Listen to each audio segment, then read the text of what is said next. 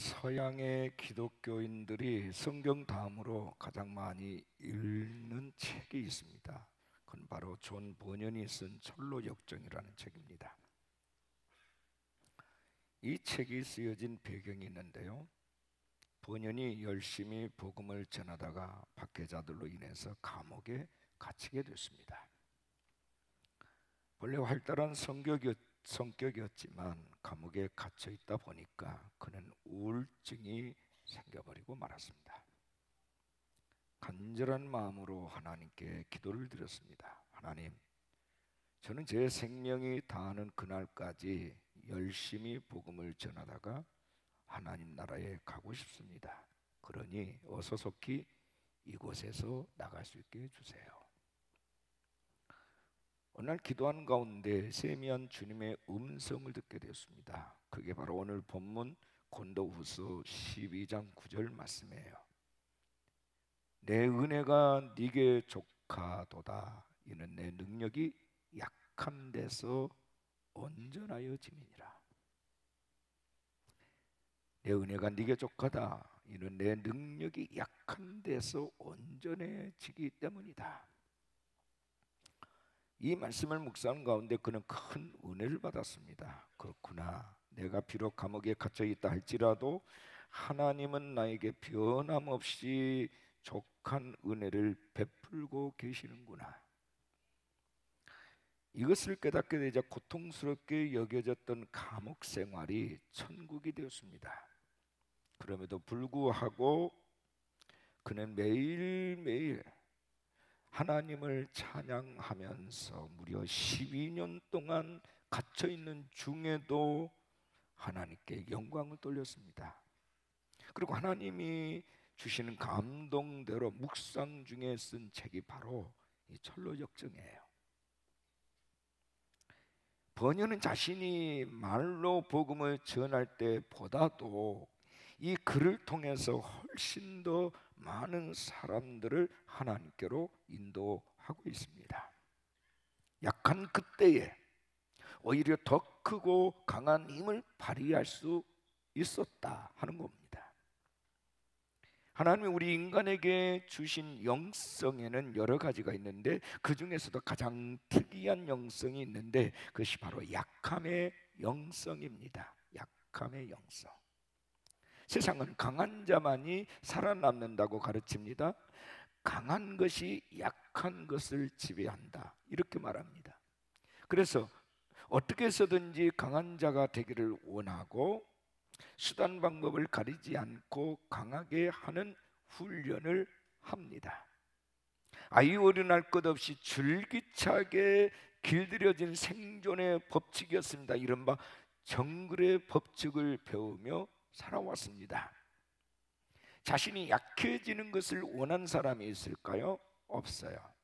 어떻게 해서든지 지지 않기 위해서 강해지는 것을 원합니다. 물론 강해져야 합니다. 강해지는 것이 절대로 잘못된 건 아닙니다. 그러나 이 강하다는 이것이 모든 법칙에 동일하게 적용되어지는 것은 아닙니다. 오늘 말씀 바로 이 점에 대해서 지적을 하고 있습니다. 우리가 약할 그때에 오히려 강해진다는 것입니다. 이는 힘의 논리나 힘의 크기나 힘의 세기를 설명하는 말씀이 아닙니다. 약함과 강함을 주도해 나가는 사람들의 영적인 상태에 대해서 말씀을 하고 있는 겁니다. 강한 것이 약한 것을 이긴다. 이것은 불변의 법칙입니다. 하지만 우리가 진정으로 강해지기 위해서 먼저 거쳐야 할 과정이 있다는 것입니다. 오늘 본문 7절 이하의 10절 말씀, 여러 계시를 받은 것이 지극히 크므로 너무 자만하지 않게 하려고 내 육체에 가시곧 사탄의 사자를 주셨으니 이는 나를 쳐서 너무 자만하지 않게 하려 하심이라. 이것이 내게서 떠나가게 하기 위하여 내가 3번 주께 간구하였더니 나에게 이르시기를 내 은혜가 네게 족하도다. 이는 내 능력이 약한 데서 온전하여 짐이라 하신지라. 그러므로 도리어 크게 기뻐함으로 나의 여러 약한 것들에 대하여 자랑하리니 이는 그리스도의 능력이 내게 머물게 하려 함이라. 그러므로 내가 그리스도를 위하여 약한 것들과 능력과 궁핍과 박해와 권고를 기뻐하노니 이는 내가 약한 그때에 강함이라. 할렐루야. 잘못 해석하면 성도는 무조건 약해지라는 말씀처럼 들리죠? 아닙니다. 항상 비실비실하고 항상 문제 속에 살고 항상 가난하고 비참하게 살라는 말이 아니에요. 사람들에게 지배를 당하듯 그렇게 약하게 살라는 말씀도 더더욱 아닙니다.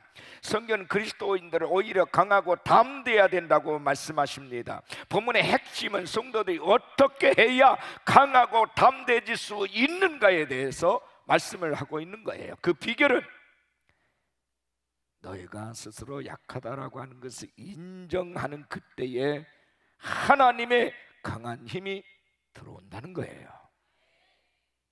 따라합시다. 약한 그때에, 약한 그때에. 저는 두 가지를 말씀드릴 겁니다. 하나는 능력의 근원지가 어딨냐 하는 거예요. 능력의 근원지.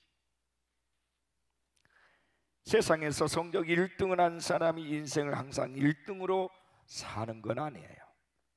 전도서 9장 11절에 보면 내가 다시 헤아려서 보니 빠른 경주자들이라고 선창하는 것이 아니며 용사들이라고 전쟁에 승리하는 것이 아니며 지혜자들이라고 음식물을 얻는 것도 아니며 명철자들이라고 재물을 얻는 것도 아니며 지식인들이라고 은총을 입는 것이 아니니 이는 시기와 기회는 그들 모두에게 임함이니라.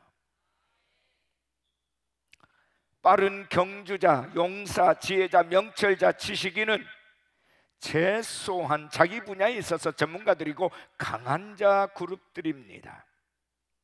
그런데 인생의 결론은 항상 그들의 방식처럼 그런 능력의 순으로 매겨지는 것이 아니라는 것입니다. 단순한 논리지만 모든 인생사가 능력의 순위대로 되어지는 것이 아니다. 실력이나 능력을 가소평가하자는 말이 아닙니다. 반드시 실력과 능력을 갖추어야만 합니다. 특히 성도들의 경우는 더 그렇습니다. 매사에 모범적이어야 하기 때문입니다. 실력과 능력을 갖추면 강해져요. 하지만 그 실력과 능력과 강함이 어디서 나오느냐는 거예요. 이게 더 중요하다는 말씀입니다. 세상 말로 실력, 능력 강한 것이 내 안에서 나오면 여러 사람들을 피곤하게 하고 고통을 주고 세상을 온통 시끄럽게 만듭니다. 이스라엘의 역사와 왕정 시대를 보십시오. 하나님 앞에서 자신의 연약함을 시인하고 하나님을 절대적으로 신뢰하며 의지하는 왕들은 항상 백성들을 평안하게 했습니다. 오로지 자신의 힘만을 믿고 교만하여 허세를 부리는 왕들은 백성들을 항상 고통스럽게 했습니다. 예수 그리스도의 능력으로 살려면 우리 안에 있는 세상적인 강점들을 기꺼이 내려놓을 수 있어야 합니다. 아까워도 아쉬워도 버려야 할 것을 버릴 줄 알아야 합니다. 만약 그렇지 아니하면 위로부터 오는 어떤 능력도 입을 수가 없습니다. 그리스도의 능력 말입니다. 세상의 그 어떤 힘보다도 우리 주님은 강하십니다. 주님의 강하신 능력이 우리 안에서 역사할 때 그리스도인은 비로소 강해질 수 있습니다. 그리스도인은 그리스도의 능력으로 사는 자들입니다. 그러므로 내 안에 그리스도의 능력이 항상 머물러 있도록 해야 되는 것입니다. 힘과 능력이 어디서 나오느냐? 만일 내 안에 있는 나에게서 힘과 능력이 나오면 정말 심각해집니다. 불행해지고 비참해져. 내 안에 거하시는 하나님으로부터 나와야 된다, 그 말씀이에요. 내가 주 안에서 강해지면 내가 일하고 내가 주 안에서 약해지면 주님이 일하신다는 말씀이에요. 여러분, 토스카닌이라는 사람 아십니까? 누구나 잘 아는 유명한 주의자입니다. 그는 본래 첼로 연주자였어요. 그런데 심한 근시로 인해서 악보를 제대로 볼 수가 없어서 그는 연주 때마다 악보를 통째로 외워서 연주를 했다고 합니다. 어느 날 연주의 직전에 그 악단의 지휘자인 레오폴드 미케츠라고 하는 분이 극단과 마찰을 일으키면서 그만둬 버렸어요. 갑자기. 그래서 부지휘자를 세웠는데 역시 청중들의 야유가 쏟아져서 그도 역시 물러났습니다. 할 수 없이 악보를 모두 외우고 있던 당시 19살에 지나지 아니하는 이 토스카니니가 대타로 지휘를 맡게 됐습니다. 처음에는 사람들이 야유를 뽑았어요. 어린 것이 뭘 하겠느냐. 그러나 시간이 지나면서 관중들의 야유가 침묵으로 바뀌고 나중에는 감탄의 함성으로 변해갔습니다. 1악장이 끝났을 때 관중들은 일어서서 기립박수를 쳤어요. 이것이 토스카니니가 세계적인 대지휘자의 길을 걷게 된 시작입니다.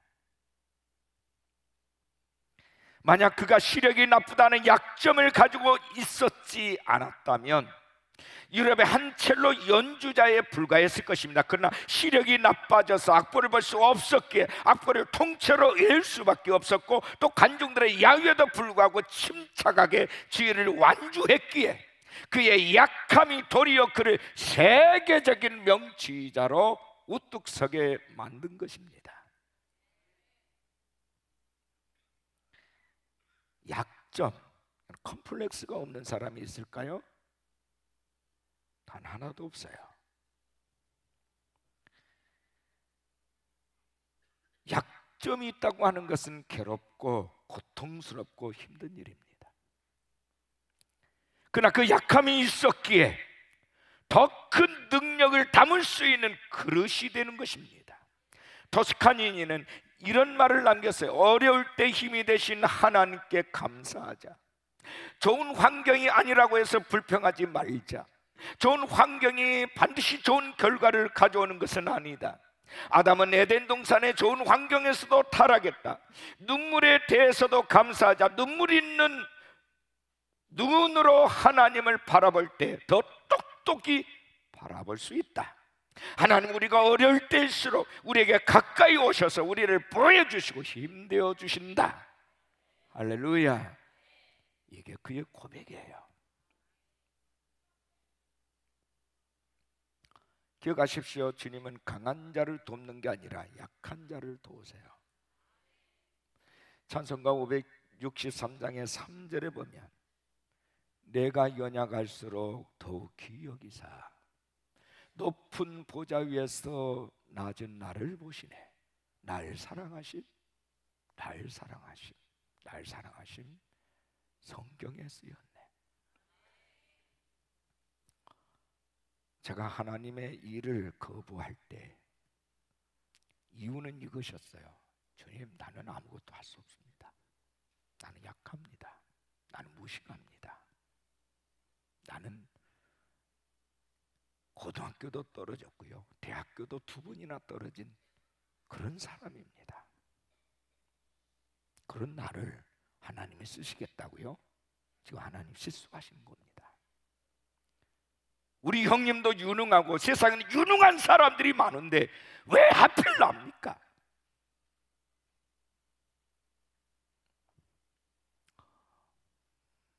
주께서 분명히 저에게 말씀하셨어요. 네가 약하니까 너를 쓰기를 원한다. 강한 자들은 너무 강해서 나를 필요로 하지 않아.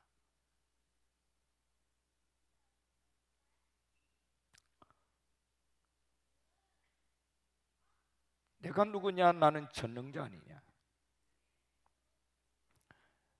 내가 누구냐? 나는 하나님이 아니냐? 내가 너 같은 자를 써야 내가 하나님이지. 똑똑하고 잘난 사람만 골랐으면 내가 하나님이냐?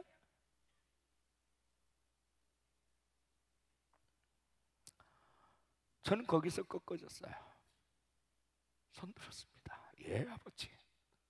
그럼 제가 할 수 있는 것은 아버지가 하자는 대로 순종만 하면 되겠네요.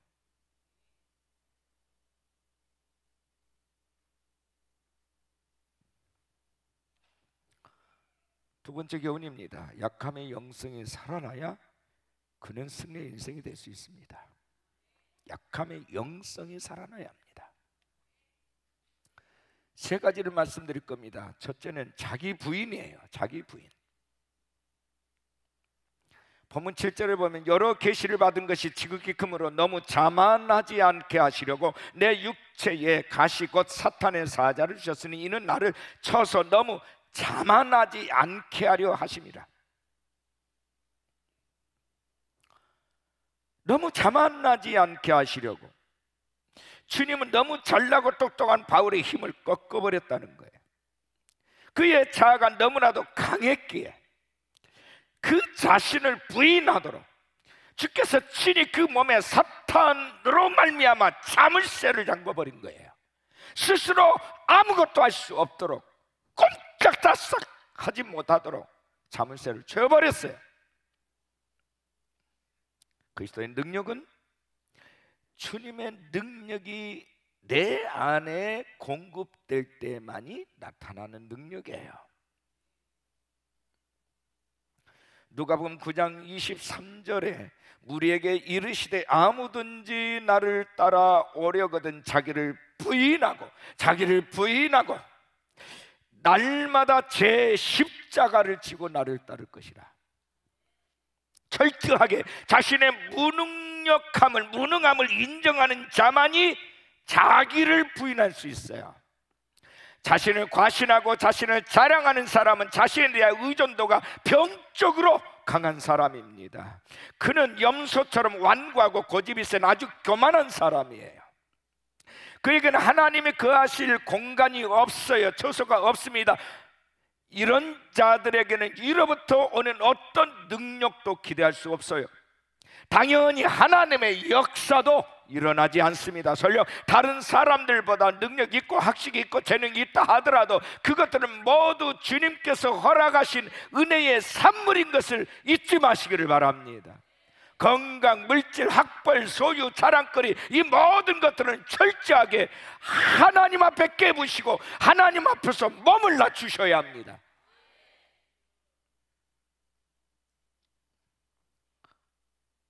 천하장사 삼손은 자신이 가장 강할 때 무너졌어요. 나귀 턱뼈 하나로 블레 사람 1,000명을 죽일 힘이 있을 그때 삼손은 들릴라라고 하는 이 볼품없는 이 장녀에게 무너지고 말았습니다. 이스라엘 성군 다윗은 전쟁 때마다 승리하고 어디로 가든지 형통하고 가장 강할 그때 밧세바라고 하는 여인의 벽을 넘지 못하고 무너져서 평생 지울 수 없는 고통을 겪으며 대가를 치렀습니다. 본문의 사도 바울, 예수 믿기 전 그는 정말로 강한 자였어요. 기독인들에게 있어서 바울은 지옥에서 특무를 띠고 나온 사자처럼 보였습니다. 너무너무 강했어요. 그러나 주님은 그렇게 강한 바울을 다메섹에서 여지없이 깨트려 버렸어요. 그리고 사역하는 내내 사탄의 가시를 그 몸에 붙여놨어요. 너 그만하면 안 된다. 너 그만하면 내가 안 쓸 거야. 네가 약할 그때에 너에게서 강한 힘이 나온다. 이거예요.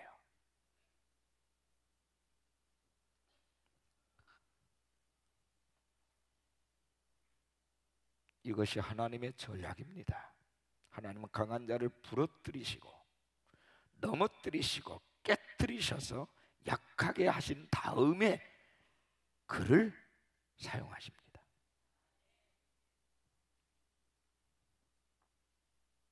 겸손케 한 다음에 그를 사용하세요. 독일의 히틀러 얼마나 강한 사람이었습니까? 그는 600만 명의 유대인을 가스 실험장으로 인도해서 죽인 잔인한 아주 인간이기를 포기한 사람이에요. 세상 그를 강한 자라 했지만 하나님 앞에서 그는 정신질환자였습니다. 그는 지하실에서 자살을 했습니다. 그리스도인들을 철천지 원수처럼 여긴 악명 높은 로마의 황제 네로, 그 역시 얼마나 강한 자였습니까? 수많은 그리스도인들을 죽이고 받겠던 그를 사람들은 강한 자라고 했지만 그 역시 정신질환 자였습니다. 그는 자신의 궁정에 부르지르고 자살했습니다. 인간은 누구든지 약해질 그때 겸손해져요. 다 꺾임을 받은 그때에 하나님을 찾아요. 돈밖에 모르는 수전노가 사업에 실패하고 빈털터리가 되는 그 순간부터 겸손해지기 시작해요. 바울은 상상할 수 없을 정도로 하나님의 은혜를 받은 사람이에요. 그런 그에게 약함의 증표, 사단의 사자를 하나님의 몸에 붙여놨어요. 하나님께서 주신 육체적인 가시입니다. 육체적 가시는 바울을 일생토록 겸손하게 하는 하나님의 족쇄였어요. 그에게 남겨지는 가시는 그의 교만을 막아주는 하나님의 안전장치였어요. 자기 부인, 이거 할 줄 모르는 사람에게는 하나님이 끝없이 그를 꺾으시는 일을 하십니다. 약함의 영성 두 번째는요, 간구입니다. 간구. 본문 8절을 보십시오. 이것이 내게서 떠나게 하기 위하여 내가 3번 주께 기도하였더니. 약하니까 사람들이 하나님 앞에 무릎을 꿇기 시작해요. 힘들고 고통스러우니까 하나님 앞에 나옵니다. 그리스도 안에 능력이 충만할지라도 그것을 내 영적인 자원으로 삼는 것은 기도밖에 없어요. 기도는 그리스도의 능력을 내 자원으로 삼는 강력한 무기요 통로입니다. 여러분, 발전소에 아무리 높은 전류를 방출을 해도 불을 켜기 위해서 반드시 전원 스위치를 올려야 되지 않습니까? 가만히 앉아서 켜지기를 기대하는 것은 요행이에요. 오늘 우리가 이곳에서 예배하고 있어도 예배에 대한 준비나 사모함이 없고 간절한 소원과 기도가 없으면 아무런 일이 일어나지 않습니다. 스위치를 올리셔야 돼요. 그게 기도입니다. 간구예요. 내가 원해야 된다는 말입니다. 솔직히 사람들이 기도하지 않는 이유가 뭘까요? 자아가 너무 강하기 때문입니다. 하나님의 도움 없이도 혼자 살 수 있다는 강한 의지 때문에 기도를 안 해요. 그리스도인이라면 자기의 약점을 시인할 줄 알아야 됩니다. 그래야만 하나님이 그를 통해서 일하십니다. 하나님 무조건 우리의 약점을 사용하시지 않습니다. 우리 안에 있는 약점을 하나님 앞에서 시인할 때 하나님 우리의 약점을 들어서 강하게 만들어 가십니다. 만약 우리 안에 있는 약점을 시인하지 아니하면 그냥 무능함과 결점으로 끝나버리고 맙니다. 그냥 우리 안에 있는 약점을 하나님의 능력으로 반전시키기를 원하신다면 반드시 내 입으로 시인해야 됩니다. 주님, 나는 약한 자입니다. 주님, 나는 주님의 힘이 필요합니다. 주님의 도우심이 필요합니다. 이렇게 기도하셔야 해요.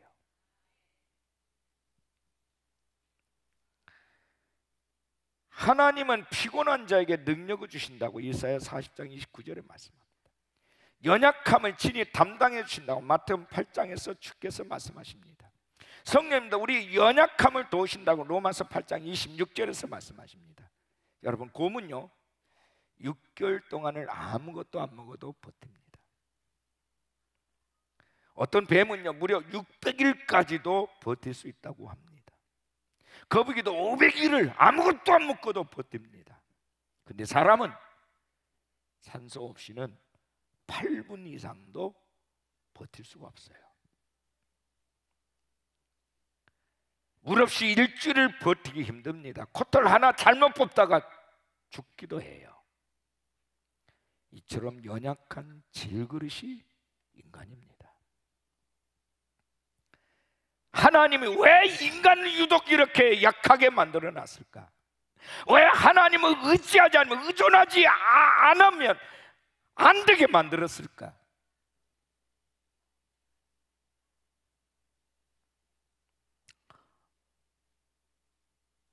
그가 아무리 연약해도 관계없어요. 우리 하나님의 손에 들려지면 인간은 모든 만물을 다스리는 강한 자가 됩니다. 믿으십니까?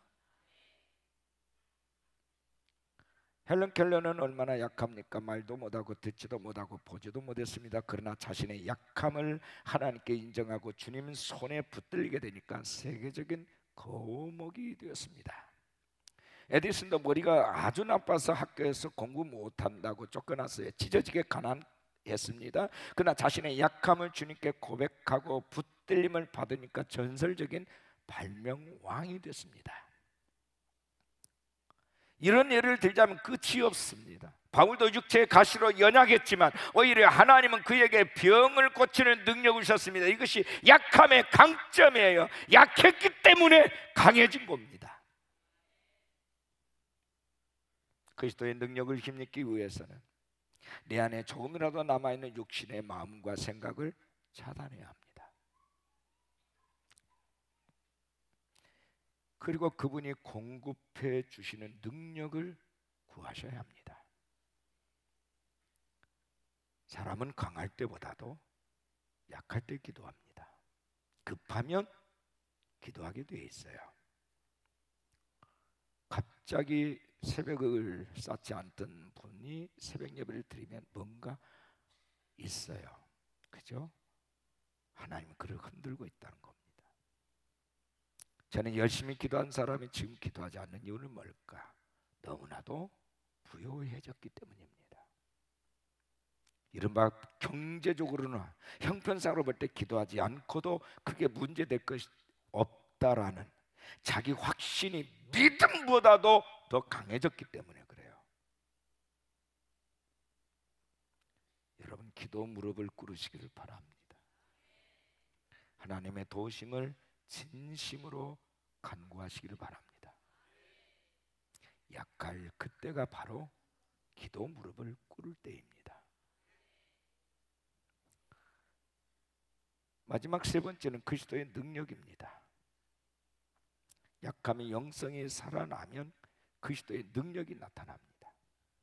본문 9절 말씀에 나에게 이르시기를 내 은혜가 네게 족하다 이는 내 능력이 약함 데서 온전하여 지밀하시니라. 그러므로 도리어 크게 기뻐함으로 나의 여러 약한 것들에 대하여 자랑하리니 이는 그리스도의 능력이 내게 머물게 하려 함이라.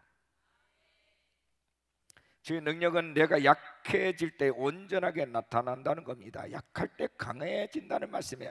마치 이 말씀은 토기장이가 흙을 부드럽고 연약하게 이렇게 부숴놓고 난 다음에 토기장이가 자기 원하는 대로 작품을 빚을 수 있는 것과도 같습니다. 토기장이는 우리 주 하나님이세요. 하나님은 우리가 말랑말랑하게 약하고 부드러울 때 당신이 원하는 모습으로 우리를 빚을 수 있어요. 거칠게 거친 상태로 있을 때는 우리를 마음 놓고 빚을 수가 없어요. 고운 가루가 돼야 돼요. 부서져야 돼요. 말랑말랑해야 돼요. 하나님 만지시기 좋아해야 돼요. 거칠면 안 돼요.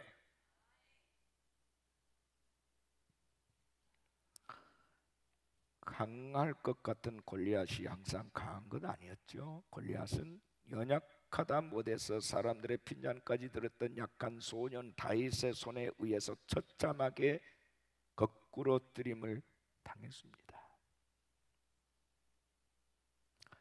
부드럽고 연한 죽순이죠. 죽순.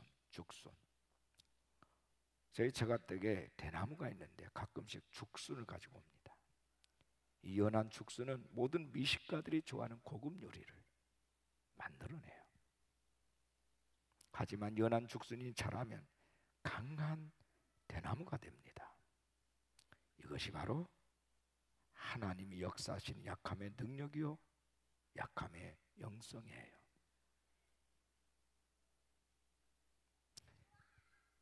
여러분께 질문합니다. 골리앗 앞에서 이스라엘 장군은 누굽니까? 사울인가요? 다윗인가요? 다윗이었어요. 약한 소년, 그가 이스라엘의 장수였습니다. 하나님은 야곱에게 버러지 같은 야곱이라고 말합니다.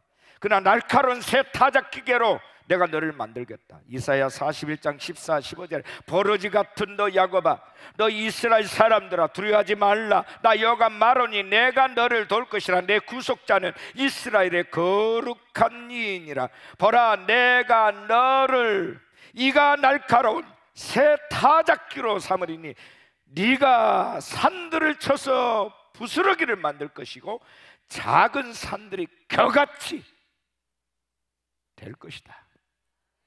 할렐루야. 날카로운 새 타작기계로 삼겠다. 버러지 같은 너 야곱아, 이스라엘아, 내가 너의 형편을 보면 쓸데가 없어. 근데 내가 누구냐? 나는 전능자 아니냐? 너 같은 버러지 같은 인간 써야 전능자지. 이제는 내가 너를 날카로운 새 타작기계로 만들겠다. 그리고 너를 쓰겠다. 보석상을 하는 어느 부자가 유럽에서 여행을 하다가 진귀한 보석을 하나 발견했어요. 거액을 주고 그 보석을 샀습니다. 집에 들어와서 보니까 현미경으로 살펴보니 작은 흠집이 있어요. 너무 속상해서 나는 바보야 하고서 자기를 책망을 했습니다. 내가 이것을 보지 못하다. 그는 오랜 고뇌 끝에 한 가지 결정을 내립니다. 보석의 작은 흠집에 장미꽃을 조각하기 시작한 겁니다. 그 결과 장미꽃 조각 하나로 그 보석값이 구입할 때보다 몇 배 이상으로 뛰었어요. 보석상의 행복은 이만저만이 아니었어요. 야, 이 흠집을 잘 활용하니까 오히려 가치가 몇 배로 뛰는구나. 그 작은 흠집은, 그 흠집을 가지고 있는 자는 바로 저와 여러분이에요. 보석상은 그 흠집을 감추려 하지 아니하고 과감하게 새로운 장점으로 부각을 시켰어요. 우리의 약점을 우리가 하나님 앞에 가지고 나가서 인정하고 고백하면 하나님 우리의 약점을, 우리의 약한 부분을 조각을 하셔서 더 강하게, 더 값진 인생으로 만드시는 분이십니다. 믿으시면 아멘 하십시다. 여러분의 약점이 노출되더라도 근심하거나 낙심하지 마십시오. 이 땅에 흠없는 사람이 어디 있습니까? 그러나 우리 주님의 손 안에 붙잡히면 문제될 게 없어요. 예수를 믿는 자는 하나님이 공급해 주신 그 능력으로 사는 자들입니다. 때문에 세상에서 약한 것들과 능력과 궁핍과 박해와 권고까지도 기뻐할 수 있다. 이게 사도 바울의 고백이에요. 10절 말씀에 그러므로 내가 그리스도를 위하여 약한 것들과 능력과 궁핍과 박해와 권고를 기뻐하노니 이는 내가 약한 그때의 강함이라. 마태복음 9장 23절에 할 수 있거든요. 무슨 말이냐? 믿는 자에게는 능히 하지 못할 일이 없느니라. 믿으시면 아멘 하십시다. 기독교는 역설의 진리를 믿고 있습니다. 주는 자가 복되고요, 죽고자 하는 자가 살고요, 약할 그때 강해진다고 말씀합니다. 역설이에요. 사람에게 누구나 약점이 다 있어요. 마치 없는 것처럼 유장하고 살 뿐이에요. 하나님은 우리의 장점만 사용하지 않습니다. 우리 약점도 사용하십니다. 약점이 많을수록 하나님은 그를 통해서 받으실 영광이 더 큰 거예요. 우리가 하나님의 능력으로 강해질 수 있는 비결은 우리 구주 예수 그리스도 안에서 내 약함을 시인할 때, 내가 예수 그리스도 안에 거할 때, 그때 강해져요. 아멘. 저는 매일매일 주님 앞에서 제 약함을 시인합니다. 매 순간. 오늘도 강단에 올라오기 전에 주여, 이 종은 약한 자입니다. 주님이 이 종과 함께하지 아니하면 나는 아무것도 할 수 없습니다. 주님께서 성령으로 내게 기름을 부으셔서 오직 주님만 나타나게 하여 주십시오. 끊임없이 이 종이 주님 앞에 고백하는 말입니다. 하나님은 전능자시잖아요. 하나님은 온 세상의 주인이시잖아요. 아버지가 하셔야 되는 겁니다. 이 땅에 어떤 지도자가 하는 것이 아니라, 세상을 바꾸는 이는 사람인 것 같아도 그냥 그 사람을 고용하시고 쓰시는 하나님이 그와 함께하기 때문에 세상을 바꿀 수 있는 거지, 하나님이 그를 놔버리면 그는 아무것도 할 수 없습니다. 그렇죠? 트럼프 대통령이 뭘 합니까? 아니면 문재인 대통령이 뭘 합니까? 아니면 김정은 위원장이 뭘 할 수 있을까요? 아니요. 하나님의 나라는, 대본을 쓰신 분은 하나님이시고 연출자는 예수 그리스도이시고, 아멘, 사람과 함께 일하시는 분은 성령님이십니다. 그분이 우리와 함께 하실 때 놀랍게 하나님의 역사가 일어나고 창궐해지는 줄로 믿습니다.